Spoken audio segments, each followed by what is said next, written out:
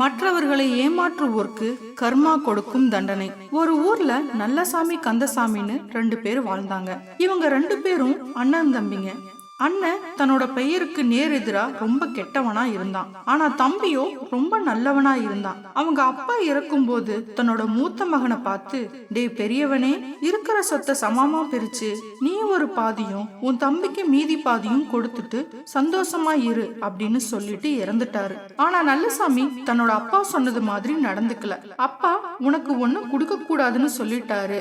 போனா போகுது, 2 வீடு இருக்குல்ல, நீ ஒரு வீட்டுல இருந்துக்க, நானும் ஒரு வீட்டுல இருந்துக்கிறேன், மொத்த சொத்துல ஒண்ணு கூட உனக்கு கிடையாது அப்படின்னு சொல்லிட்டான். தம்பியும் அண்ணா சொல்றத கேட்டு அப்படியே நடப்பதற்கு ஒத்துக்கிட்டான். தினந்தோறும் காட்டுக்குள்ள போய் மரத்தை வெட்டி ஊருக்குள்ள கொண்டு வந்து வித்துட்டு அதுல வர காசை வச்சு சாப்பிட்டுக்கிட்டு வாழ்ந்தான். தம்பி கந்தசாமி ஏழையா இருந்ததால கடுமையா உழைக்க வேண்டி இருந்துச்சு. இருந்தாலும் தன்னோட அப்பா மேலேயோ தன்னை ஏமாத்தின அண்ணன் மேலேயோ கோபம் துளியும் இல்ல. அவனோட அண்ணன் நல்லசாமி பணக்காரனா சொகுசா வாழ்ந்தான். தம்பி கஷ்டப்படுறானேன்னு அவன் கவலைப்படவே இல்ல.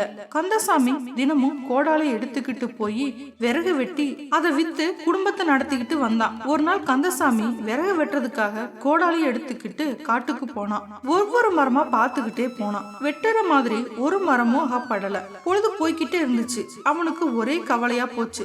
என்னடா இன்னைக்கு இப்படி சோதனையா இருக்கேன்னு நினைச்சான். ரொம்ப களைப்பா இருந்ததால ஒரு மரத்துக்கடியில போய் கொஞ்ச நேரம் உட்கார்ந்தான். அப்போது அவனுக்கு தண்ணி தாக வேற எடுத்தது.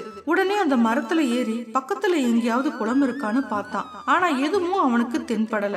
அப்படியே மரத்து மேலே இருந்துட்டான். பொழுது சாஞ்சிருச்சு. அசதியில அவன் தூங்கிட்டான். அப்போ அவனோட காதுல யாரோ ஒருத்தர் பேசுற மாதிரி இருந்துச்சு. அவனுக்கு ஆச்சரியம். திடீர்னு கண்ணை முழிச்சு பார்த்தான். ஒருத்தரும் இல்ல. அப்ப யாரோ அவனை கூப்பிடுறது மாதிரி தெரிஞ்சது.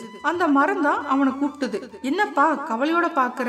நீ ஏறி இருக்கியே, அந்த மரம் தான் பேசுறேன். உன்னை பார்த்தா பாவமா இருக்குது. நான் பறக்கிற மரம், உனக்கு உதவி செய்யலான்னு நினைக்கிறேன். உனக்கு என்ன வேணும்னு கேள் அப்படின்னு சொல்லிச்சு அந்த மரம். கந்தசாமிக்கு என்ன கேக்குறதுனே தெரியல. அவனோட நிலைமைய பார்த்து பரிதாபப்பட்ட மரமே அவன் கிட்ட மறுபடியும் பேசிச்சு. பறக்கும் மரமே, நீ பற அப்படின்னு சொல்லு. நான் பறந்து போய் புதையல் இருக்கிற ஒரு இடத்துல உன்னை கொண்டு போய் விடுறேன். நீ வேணுங்கிறத எடுத்துக்கிட்டு என்னோட கிளையில ஏறி உட்கார்ந்துக்க. நீ சொல்ற இடத்துல உன்னை கொண்டு போய் விட்டுறேன். இப்போ நான் உன்கிட்ட சொன்னது மாதிரி மறுபடியும் சொல்.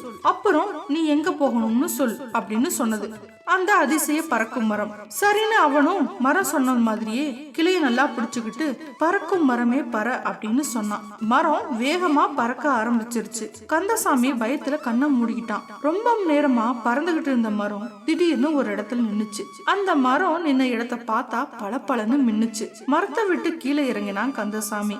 அங்கே தங்கம் வைரம் வைடூரியம் நிரம்பி கிடந்துச்சு. அவன் அதுல இருந்து கொஞ்சம் அள்ளி தினதோறும் அரிசி வாங்க கொண்டு போகிற பையில நிரப்பி பிறகு பறக்கும் மரத்துல ஏறி பறக்கும் மரமே பற, என்ன என்னோட வீட்டுக்கிட்ட கொண்டு போய் விட்டுடு அப்படின்னு சொன்னான். மரமும் பறந்து போய் சரியா அவனோட வீட்டுக்கு பக்கத்துல கொண்டு போய் விட்டுருச்சு. அவன் வந்த நேரம் இரவு நேரம். அவன் வீட்டுக்குள்ள போய் அவன் மனைவி கிட்ட அந்த பொக்கிஷத்தை எல்லாம் கொடுத்தான். அவளுக்கு ஒரே ஆச்சரியம். இந்த தங்கம் வைரம் வைடூரியம் எல்லாம் எப்படி கிடைச்சதுன்னு கணவன் கிட்ட கேட்டா. அவன் நடந்த எல்லாத்தையும் சொன்னான். மறுநாள் காலையில் பக்கத்துல இருந்த டவுனுக்கு போய் தங்கம் வைரம் வைடூரியத்துல இருந்த கொஞ்சத்தை வித்துட்டு தன் வீட்டுக்கு வேணுங்கிறத வாங்கிக்கிட்டு வந்தான். கொஞ்ச நாள்ல கந்தசாமி அண்ணனை விட பெரிய அளவுல வளர்ந்துட்டான். அவன் கிட்ட உதவின்னு வந்தவங்க எல்லாருக்கும் கொடுத்து உதவினான். தம்பியோட திடீர் வளர்ச்சியை கண்ட அண்ணனுக்கு பொறாம வளர்ந்துகிட்டே இருந்துச்சு. அவனோட பொண்டாட்டிக்கு அதுக்கு மேல பொறாம. அந்த கந்தசாமி எப்படி இப்படி பெரிய பணக்காரனா ஆனான்னு தெரிஞ்சுக்கிட்டு வாங்க அப்படின்னு புருஷனை பார்த்து நச்சரிச்சுக்கிட்டே இருந்தா. நல்லசாமியும் பொண்டாட்டியோட நச்சரிப்பு தாங்காம தம்பி கிட்ட போய், தம்பி உனக்கு எப்படி இவ்வளவு பணம் கிடைச்சது? அந்த ரகசியத்தை எனக்கும் சொல்லு. நீ சொல்லாட்டா நான் செத்து போயிருவேன் அப்படின்னு சொன்னான். அண்ணன் செத்து போயிருவேன்னு சொன்னதால இறக்கப்பட்ட தம்பி எல்லாத்தையும் விவரமா சொன்னான். அதை கேட்டுக்கிட்டு போன நல்லசாமி தன்னோட பொண்டாட்டி கிட்ட போய் நடந்தத சொன்னான். அவளும் 4-5 சாக்கும் கூடவே மரம் வெட்ட ஒரு கோடாலி, தூக்கு சட்டியில கொஞ்சம் சோறு, தண்ணி எல்லாத்தையும் எடுத்து கொடுத்து புதையல் எடுத்துட்டு வாங்கன்னு அவனை காட்டுக்குள்ள அனுப்பினான். நல்லசாமியும் வேக வேகமா காட்டுக்கு போனான். தம்பி சொன்ன மாதிரியே காட்டுக்குள்ள போய் தம்பி சொன்ன அடையாளத்தை வச்சு அந்த பறக்கும் மரத்தை கண்டுபிடிச்சான். கொண்டு போன சாப்பாட்டை அந்த மரத்தடியில வச்சு சாப்பிட்டான். பிறகு பொழுது இறங்கும் நேரத்துல அந்த மரத்துல ஏறி பறக்கும் மரமே பற, புதையல் இருக்கிற இடத்துல கொண்டு போய் விடு அப்படின்னு சொன்னான். மரமும் பறந்துச்சு. நல்லசாமி கண்ணை மூடிக்கிட்டான். அவன் நினைச்ச மாதிரியே புதையல் இருக்கிற இடத்துல அந்த மரம் அவனை கொண்டு போய் விட்டுச்சு. அவனுக்கு ரொம்பவும் சந்தோஷம்.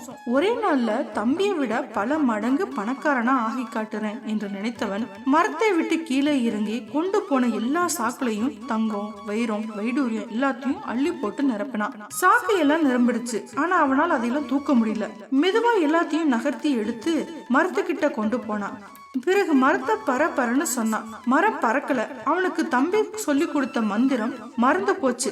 மரத்தை பிடிச்சுக்கிட்டு மரமே பறன்னு கதறினான். நேரம் போய்கிட்டே இருந்துச்சு. மரம் பறக்கவே இல்லை. பயந்து போனா நல்லசாமி. கடைசியில் அழுதே விட்டான். தான் செஞ்ச தப்பை எல்லாம் நினைச்சு அழுதுட்டே இருந்தான். அப்போது திடீர்னு அந்த பறக்கும் மரம் பேச தொடங்குச்சு. டே பேராசைக்காரா, உன் தம்பி நல்லவன். அவனை ஏமாத்தி அவன் சொத்தை முழுவதையும் எடுத்துக்கிட்டு அவனை ஏமாத்தினது மட்டும் இல்லாம அவன் நல்லா இருக்கிறது பிடிக்காம பேராசப்பட்டு இங்க வந்து இப்படி நல்லா மாட்டிக்கிட்ட. இனிமேல் இங்கிருந்து நீ தப்பிக்கவே முடியாது. இங்கேயே கிடந்து சாவு. நீ செஞ்ச தப்புகளுக்கு இதுதான் தண்டனை அப்படின்னு சொல்லிட்டு மரம் பறந்து போயிருச்சு. பேராசப்பட்ட நல்லசாமி அங்கேயே கிடந்து கடைசியில செத்தே போனான். அண்ணனை காணாத தம்பி கந்தசாமி அவனை தேடி காட்டுக்குள்ள வந்தான். பறக்கும் அதிசய மரத்தை தேடினான். ஆனா அந்த தெய்வீக மரம் காட்டிலே இல்ல. ஆசை இல்லாத மனிதனை இந்த உலகத்தில் எங்கேயும் பார்க்க முடியாது. அப்படி ஆசையே இல்லாதவனாக ஒருத்தன் இருந்தால் அவன்தான் ஞானி. ஆசையும் அளவோடு தான் இருக்க வேண்டும். அளவுக்கு மிஞ்சி ஆசைப்பட்டால் வாழ்க்கையில உள்ளதும் இல்லாம போய்விடும். அதே போல் அடுத்தவர்களை ஏமாற்றி சொகுசாக வாழ்பவனும் அந்த பேராசை அடங்காமல் ஆட்டம் போட்டால் அவனை அந்த ஆண்டவனே வந்தாலும் காப்பாற்ற முடியாது. ஓகே ஃப்ரெண்ட்ஸ், இந்த வீடியோ உங்களுக்கு பிடிச்சிருக்குன்னு நினைக்கிறேன். மறக்காம இந்த வீடியோக்கு ஒரு லைக் பண்ணிருங்க. இந்த வீடியோ பத்தின கருத்துக்களை மறக்காம கமெண்ட் பாக்ஸ்ல கமெண்ட் பண்ணுங்க. நீங்க இப்பதான் நம்ம சேனலுக்கு புதுசா வந்திருக்கீங்க அப்படின்னா சேனலை மறக்காம சப்ஸ்கிரைப் பண்ணிக்கோங்க. பக்கத்துல இருக்க பெல் ஐக்கானையும் பிரஸ் பண்ணிக்கோங்க. அப்பதான் நாங்க போடக்கூடிய ஒவ்வொரு வீடியோவும் உங்களுக்கு உடனே வந்து சேரும். இந்த வீடியோவை உங்க ஃப்ரெண்ட்ஸ் அண்ட் ஃபேமிலிக்கு ஷேர் பண்ணுங்க. Thank you friends.